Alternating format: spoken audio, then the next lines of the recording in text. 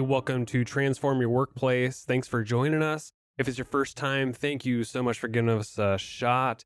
And for all of you who are returning to us every Tuesday, really appreciate you. You're going to love today's episode. I love stories, right? I think we can all relate to storytelling. And even if like your story, you can't necessarily relate to it, like our guest today, he and a team of people rowed across the Atlantic several times. They shattered any expectations that they had for their team when it was all said and done.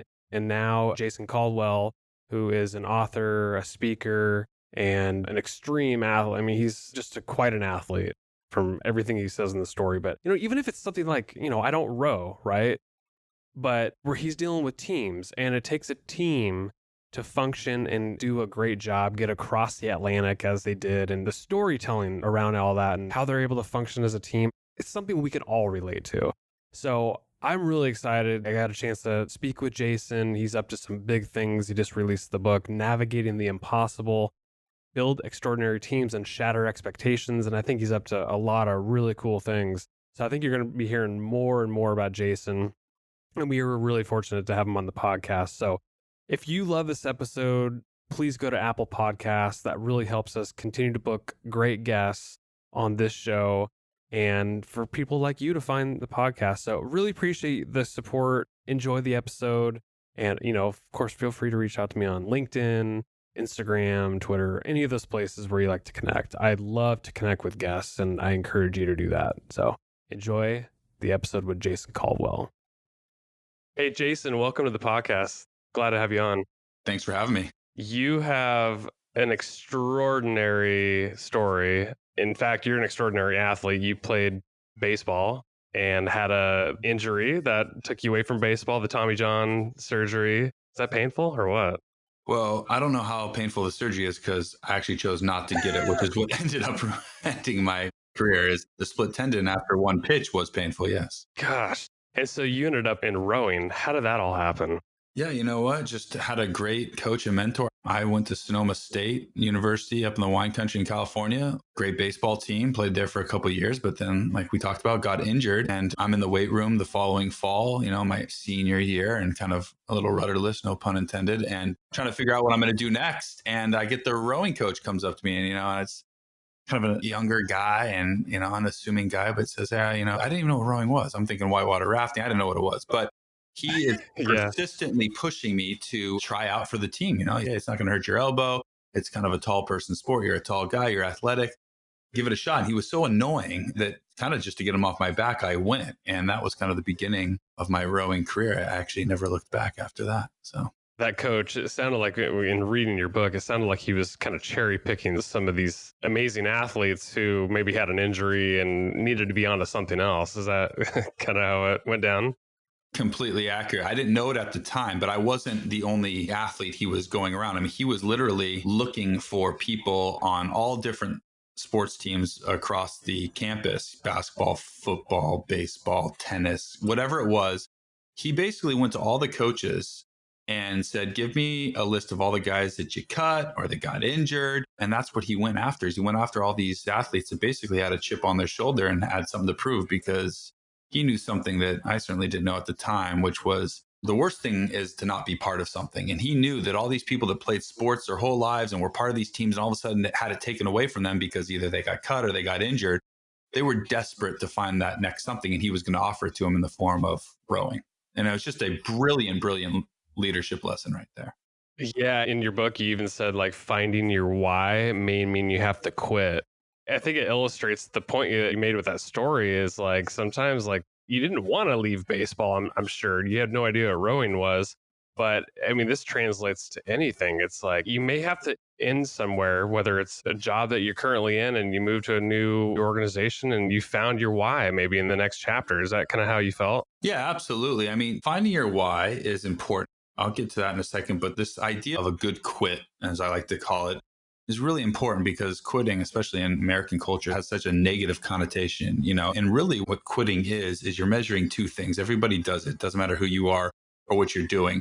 You're measuring two things. You're measuring the suffering and the sacrifice of doing that certain thing or continuing to do something. How much are you going to suffer from it? Maybe that's physical or emotional, mental anguish. And how much are you going to have to give up? What are you going to have to give up to do it? So, for instance, if you were to row across an ocean with me next time, your suffering would be Not going to happen. okay. Well, this will be a huge hypothetical, but your suffering would be much greater than my suffering because I'm trained for it. I've done it a couple times. Like I know what to expect. So your suffering would be much greater, maybe even too much. You would have to say, nope, I'm out. I am unwilling to suffer that much. However, on the sacrifice side, it's very different. This depends on the opportunity cost. What are we going to have to give up? Our time with our family, our friends, our kids, our wives. And what is the opportunity cost of training and then going to do something? Those two things we're constantly, even if we're not in the forefront of our mind, we're constantly measuring those. Even if you decide, oh, do we want to go out to dinner tonight or do we want to stay home and cook? What are we going to give up if we go out and what's it going to entail? This is exactly what we were doing. And that was what, I had to make a decision with the baseball was that I could go get the surgery and be in a sling for 6 months and then have to come back on my last year of eligibility. And it wasn't worth it. The suffering and the sacrifice was too great. So I moved on. What Mark did, my coach there for rowing, he offered up that why, which is what you kind of alluded to, is that he was offering up this idea that I would be able to answer the question, why is it that I want to give all my time and energy to something? And he answered that question in the form of, hey, you could be on a team that, yeah, it's a no-name team now, but it could be something if you came and made it something. And all of a sudden he created this great, ennobled this effort. And all of a sudden rowing for a no-name team sounded like something that I really wanted to do. So fascinating. The differences of the teams between in baseball and rowing, like what was that like? Was it an easy transition? It seems like with rowing, especially after reading your book, because I don't know a lot about rowing, but hearing the stories, it seems like you have to rely on your teammates so much more than in baseball. I mean, I played baseball, so I know how Right. individual of the sport it can be. I mean, I was a pitcher just like you. I'm sure you're way better than I was, but in a way, you can shine by yourself. With rowing, it seems like you have to be dependent on other people. 100%. You nailed it. I mean, rowing is this complete interdependency. And that's what I love about it. And I think that is what I think led me to understand the importance of building great teams is in baseball. Yeah, you can, you have a couple of big stars in that team that can operate independently. They can win you the game. That is not the case with rowing. There is, after a 2,000-meter row or rowing across the ocean, there is nobody standing up there and saying, oh, that was the LeBron James of that team. No, no, no. There's no rugged individualism in rowing.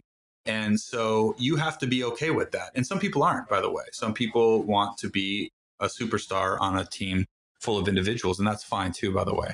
You can have that. That's like the mercenary salesperson on a team, and we need those people. But if you want to be part of something kind of greater than yourself and you want to kind of achieve this level of kind of high performance, then rowing is a perfect sport for that person. And it took me a long time to figure that out because I had a chip on my shoulder for a long time and I was trying to be that individual contributor. So I think that's why this translates so perfect to like the business world, or I mean, it could be nonprofit world too, is like you're operating with a lot of these small teams. And if you could have a star player on a team, but if you're not holding your weight and there's no purpose and a why, how's that team going to be effective? I'm sure that's what you speak on all the time, right?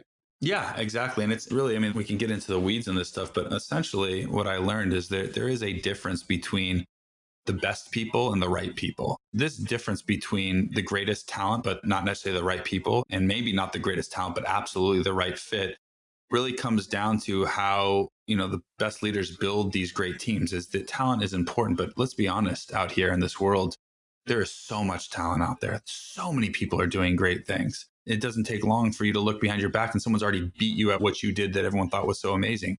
Once that, that level of talent is matched, what are you left with? Well, you're left with selfless individuals that are more concerned with everybody else on the team. And that's how I pick my teams now, how I recruit for these very dangerous and difficult adventures around the world. And it's a lesson that I learned. I wanted to pick the biggest, strongest athletes. And I found out the hard way that once you're stripped of everything, and that doesn't have to be rowing across an ocean, that can be just being on a team that is kind of slugging through the monotony of the middle of a project.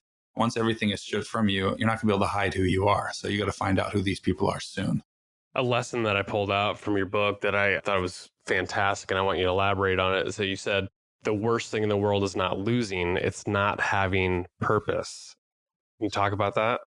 Yeah, absolutely. I get a lot of people after I give, keynote speeches or, we start to consult with teams and different organizations. And a lot of times people come up to me in an effort to try to relate to me, say, oh, I'm just like you, I hate losing or I never lose or something like that.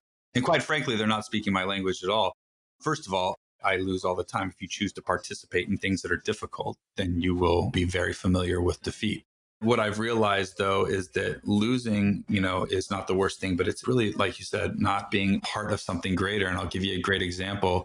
When recruiting for the second time I rode across the Atlantic Ocean, putting that team together, recruiting for the right team, not the best team, I looked at things a lot differently. And my final recruit for this 4-person team was a guy I knew very well. We rode together on an elite training team in Philadelphia for a number of years, had lost contact, but I found out that he just went to the Olympic trials, and fell short of the Olympic trials by mere seconds in the men's singles. So he was trying to represent the United States as the single best rower. And he was one of the greatest rowers I've ever known. But he, at that particular race at Olympic trials, he fell short. He didn't make it. He didn't qualify.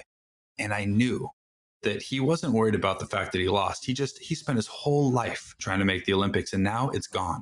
And he was desperate for something else. And I was going to offer them. Just like my coach at Sonoma State was offering me something after my injury, I was going to go to Matt Brown and say, I'm sorry that you lost, but I've got something else for you. And I'll tell you what, it worked perfectly. As he says, Jason didn't even have to finish the sentence. I was so in because he was so desperate for having that purpose, that thing that was going to drive high performing individuals like ourselves, because you just need that why, right? What is my purpose? What is my why? What am I doing?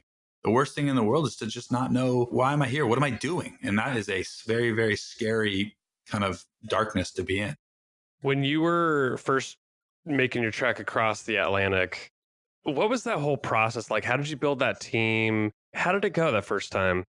In some ways, it was a success because we were able to finish despite the circumstances. But in many ways, as a leader of that team, it was a failure. So, just to give a little context, it's a 3,000-mile rowing race across the Atlantic Ocean that starts in the Canary Islands off the coast of Africa and goes southwest to the Caribbean.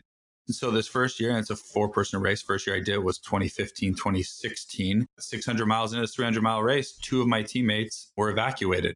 Now, one of them was evacuated because he was in a desperate situation due to illness that he needed to get on an IV, not his fault. But the second guy that was evacuated left because he didn't want to be there anymore. He saw the opportunity, a sailboat came in, and he took the chance to get off. Now, myself and my remaining teammate, which is a great story in and of itself, and you'll get if you read my book, we finished the race. And nobody thought we would finish. And we not only finished, but we set the American record as the fastest 4-man team with just the 2 of us. That was a great feat, and there's the success. But as a leader, when I got back home, put the weight back on, started healing up, I realized that that was my fault. As the leader of the team, I was unable to get that second guy who evacuated, not because he was ill or injured, but because he just didn't want to be there anymore. I was unable to re-answer that question why he was here. Because let me tell you something. When you're getting all these pats on the back as you're about to do these rows and everyone wants to interview you and say, oh, this is amazing what you're going to do. It's easy to say, oh, yeah, this is going to be amazing. That's not the feeling you have 600 miles into a 3,000 row where you're getting seasick and you've got salt sores everywhere and you're dehydrated, you're malnourished and sleep deprived. Now, all of a sudden, you are not thinking about it the same way. As a leader, I failed to bring that individual back to that place. And that was probably one of the ultimate failures of me as a leader and one of the ultimate lessons. And so when I went back to do it the next year, I built that team both differently and sustained that team differently. When it was just you and your partner rowing, you 2 were left. What kept you both going? Well, it was an organic kind of unfolding of a process that ended up being what saved us. I mean, we're sitting there, it's 2 of us in a boat made for 4. We're battling these waves that are 20, 35 feet that our boat's literally surfing down. And the first 3 days of us being by ourselves, we're getting battered by the storm. I'll be honest with you, we kind of wished that we had quit too at that point. I'm being very honest. But then we decided to just every day take a 30-minute break in the morning and just eat breakfast together. It seems very simple. And at the point it was literally just a chance because we were passing each other. It was one guy rowing for 2 hours while the other guy was in the small cabin sleeping. And then we'd rotate. So we never saw each other. Every 2 hours, we see each other for 2 minutes. Well, we decided, let's just have breakfast and talk. We started kind of sharing stories about things that happened to us that night and laughing and kind of having, and that all of a sudden there was this kind of huge change that took over. And for the next 41 days, we started to row faster and row harder. And it wasn't because we got superhuman strength, but all of a sudden, we were able every day at 8 a.m. while we had breakfast to kind of re-answer that question why, to leverage each other's human emotion in a way that we were now more afraid of letting each other down than we were of the elements. And that's a huge, huge differentiator right there. Every 2 hours when it was my turn to row, I'd row as hard as I could, not as hard as I thought I could, because I was petrified of letting Tom down, so that when he got on the oars, he said, wow, he did a great job. And now he must live up to me. And we just did this leveraging of human emotion. And every day at 8 o'clock, we'd kind of re-answer that question, why? Not so we didn't go up to each other and say, like, hey, you wanna recommit to me today? Because it's not a movie like that. But like in our hearts and in our minds, that's exactly what was going on. And all of a sudden, we were doing something that no one thought was, I mean, nobody watching this race thought we were going to finish, let alone pass 14 boats and over the course of the next 41 days. And, I think the real answer, the fun answer is that it was this leveraging of human emotion. It was probably one of the greatest moments and lessons that I've ever learned in my life. When you and Tom were having breakfast, and you talk about this throughout the book, like with these gathering points, right? Like, I think a lot of let's translate it to the business world. I think a lot of teams, it'd have these weekly or monthly meetings and they would check in then. But I think what you and Tom were doing was something so special, because you have these gathering points where you could actually realign yourselves, focus on your purpose and why you're doing this, and actually get to know each other. And as you talk about throughout the book, it's leading with emotion. Like, talk about all of that and why gathering points is so important. Yeah. So gathering points, whether you're in the middle of the ocean and you're taking a 30-minute breakfast, or, you're having a meeting with your team, are opportunities to realign with your team members and with the objective. But that's just what they are. They're opportunities, doesn't mean it's going to happen. So every day at 8 a.m., we took 30 minutes to ourselves, and we didn't care if the boat wasn't going anywhere. We needed that time to have to each other. It was an opportunity that we took advantage of to the point where we were desperate for it every 24 hours. And we used it to the point where we understood where we were, because 24 hours later, throughout the process, we were getting beat up by storms. We had a lot of other things going on. Just like an organization, you take these opportunities to gather, to get together, to realign, to make everyone understand and not just assume they know what's going on, but to know what's going on. Because we are all human beings that have different things going on in our lives. So you go home, you have stressors at home with your family, you've got other things going on. So when you get back to work, you can't assume that your team is aligned as they were the day before, the week before, the month before, the year before. So I always encourage teams to kind of try to find as many places that they can gather together. And sometimes that's a formal meeting in a room together. Other times it's informal gatherings. It might be something that you do after work. It might be drinks. It might be dinner. Sometimes it's as simple as just a conversation you have as you stop by someone's desk just to talk. Those are places and those are opportunities that you can realign. You have to look at them that way, though. You can't just say, oh, we haven't talked in a while, let's all get together. It's not like that. Humans, we're very intelligent. We understand when people are just going through the motions or when it's a real, authentic alignment. So you and Tom finish like 11th out of, is that right? Yeah, 11th out of 26 teams. Okay, that's right. So then for some crazy reason, you decide to do this again. So you're building a team. What are you looking for in that team? Because there's a quote that I like that you said, recruiting is like gambling. You do your best to make an informed choice, but ultimately the end result is often out of your control, end quote. And I think with any like team that you're trying to put together, there is some gambling in forming that team, because I think like for somebody like me, especially, you would look at rowing like, oh, whoever probably is strongest and works the hardest, they're probably to come out on top. But I think you look at it differently. I think you're trying to form a team that's probably leading with emotion first, and you're looking for a perfect fit, right? And somebody who has purpose. Yeah, absolutely. I mean, it is a gamble, by the way, because if you choose to do difficult things and where there's extenuating circumstances that are out of your control, ultimately you can't plan it perfectly. So when building the teams, you have to decide what are the qualities of individuals that you're recruiting for. And for a lot of people, it's talent, right? It's what's on paper. What have they done? All this stuff. That is, to a certain extent, things that we obviously need to look for. I'm not going to put someone in my boat that's never rowed before. That's just not going to happen.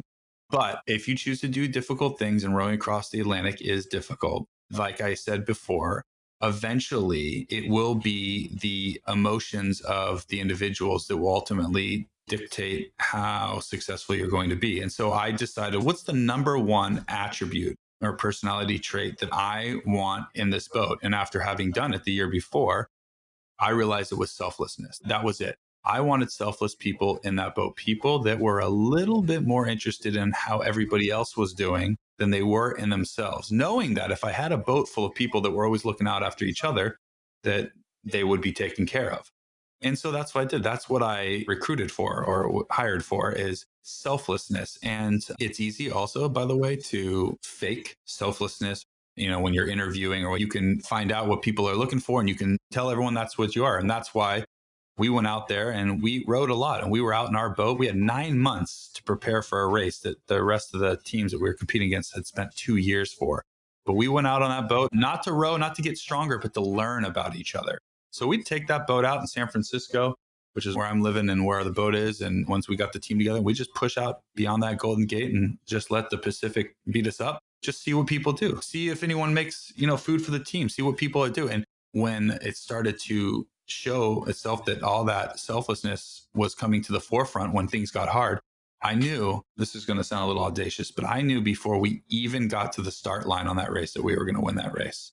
I remember looking at my wife as we were having a team dinner, and we had friends and family, and it was all in our hometown, and we were leaving in 2 weeks to go to the start line again. And I just looked at her and said, we're going to win. We are going to win. Obviously we did. So Why your story translates to the business world or any organization for that matter is so fascinating to me, because I look at this and I'm like, especially reading your book, it sounded like you're not getting paid a whole lot.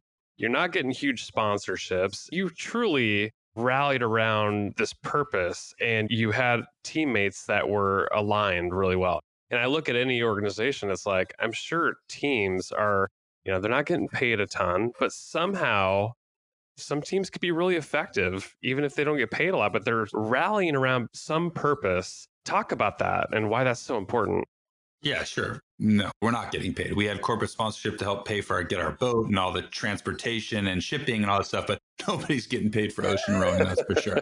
I wish. But I think there is collective goals for the team, right? What we want to achieve as a team, what the objective is. But then we do have individual goals and we have individual motivators. And here's the thing. You need to know what those individual motivators are for everybody in your team. And by the way, it can be money if it is. I mean, people do work because they need a paycheck, and that's okay. So other people, their biggest motivator might be purpose, like we talked about before. The other one might be security, knowing that they have work. Others, it might be, to the job fits well in with the time. They get more time to their families because of the way it's scheduled. Maybe they don't have to commute as much anymore. You have to understand what the individual in each of your teams, what their individual motivators are. And you need to be able to help them work towards seeing that out just as much as you see the team objective for. And by the way, they won't tell you the truth if they don't trust you. So as a leader, if I have a team, I'm leading, let's say a team of 4, and they don't trust me, they don't know me very well, I've not opened myself up, and I ask them what motivates them. And an individual that is motivated by money, he's afraid to say that because maybe he thinks that that's going to look really selfish if I say money is my biggest motivator. But in the end, we don't know why it's money. Maybe it's because he just found out that his wife is going to have twins, or he's got 2 kids that are about to go to college or something like that. There is nothing wrong with having money be your ultimate motivator, but you need, as the leader of that team, to know that, because if you keep throwing this guy more time off or give him more purpose or more challenge, and all he really wants is a roadmap to get the next raise, you're really, really, really just struggling. Ultimately, also, if you think someone's motivated by money and all they really want is to have a little bit more time at home and you keep throwing them more money, they don't care. So there's a collective objective for the team, which needs to be clear and keep being stated and realigned on. But there's also individual motivators that you need to be able to understand clearly, and they need to be able to tell you the truth. And they're only going to do that if they trust you. There's a quote that I loved, and I think it illustrates the point that you're making, but also just shows the comparison between like a leader's role and the individual and how you align people. So the quote says, "Nobody gets up at 5 a.m. and rows 10,000 meters because they like their coach. They do it because at the end of those meters is the person they truly want to become." End quote. And I think that it's such a great point because, like, a coach could kind of nudge you and lead you, but at the end of the day, it's up to the individual to figure out who they want to become. And they're the one putting in the work and working with the team. So maybe talk about that and translate it how, like, your team's operated in that sense. Absolutely. I'll just start off by saying that nobody likes work. And this is someone, oh, some people are rolling their eyes right now. Of course, I like work. I enjoy work. And nobody likes the actual work. Nobody likes putting the oars in and pulling them. It hurts, it's uncomfortable. But what we like what's in the work, what you just alluded to. We like what we become because we do the work. This is why we do things.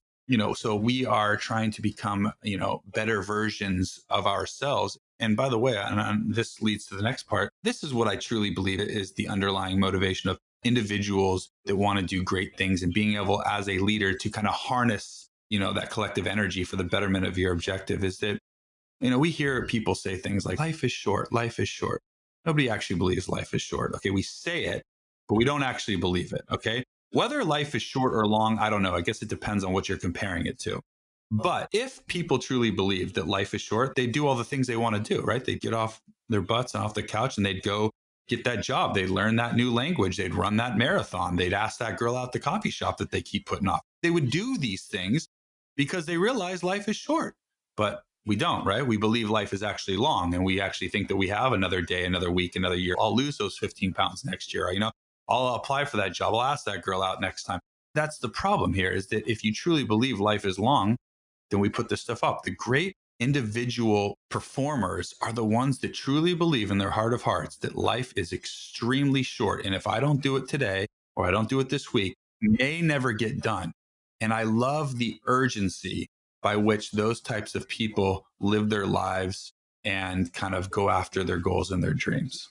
When you're building a team, let's translate it to you're building a team for the boat. I imagine that on paper, you could probably easily handpick people that are strong, they would row fast. But I mean, you talk about the emotional state of people so often throughout the book and why that's so important.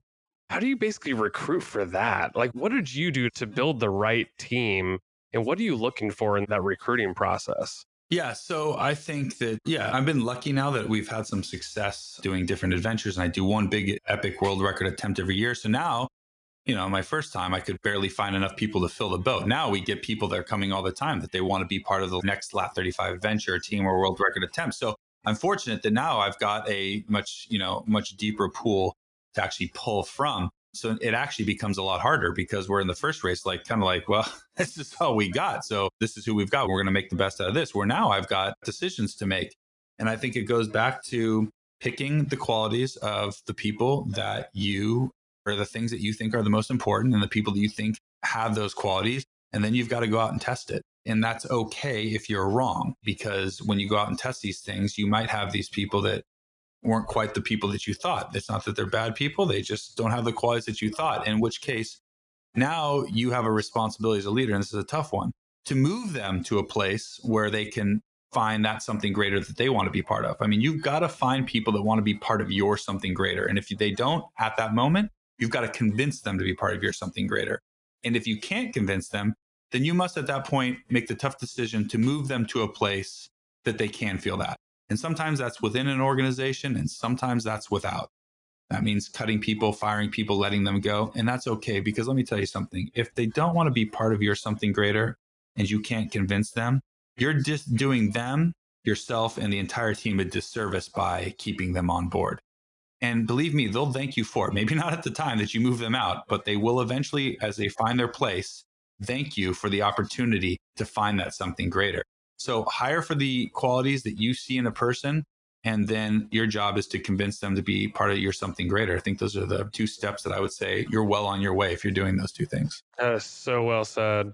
If you're speaking to an audience right now, which I imagine you do quite a bit, what is one thing from your story that you would tell people in the business world, nonprofit world, whatever it is, that you would say, like, I learned this, this is how it translates to your world, and here's what you need to do? Like, what would you say to them? I'm going to go back to life is short. I'm going to reiterate this point because here's the deal. Life, whether it's long or short, you need to believe that it is short and you need to act now, have a sense of urgency, whether that's to build a team, to build a company, to take a company from one point to the next point, there has to be a sense of urgency. Rowing across the Atlantic Ocean the first time, it could have been put off, could have been put off. It's a long, arduous process. Choosing to go back, not 2 years from now, 5 years from now, but the very next year to do that sounds crazy, but it needed to happen. There was a sense of urgency that maybe I never do it. Maybe I don't sit here and talk to you right now because I chose not to strike and have that sense of urgency. So whatever you're trying to accomplish, you need to keep pushing. You need to find ways to make that stuff happen. Jason Caldwell, your book is Navigating the Impossible, Build Extraordinary Teams and Shatter Expectations. Where can people learn more about you, what you're up to, and get the book? If you're an Instagram person, going to our handle at Team Latitude 35 is a great way to stay updated on what we're doing and get the link to the book there. Also, our website, latitude35racing.com. Right on the top, there's a link to find this book. And also, you can contact on both those platforms. Contact us, and you will get me or one of my teammates to literally talk you through whatever questions you might have. We're here for you. Thanks, Jason.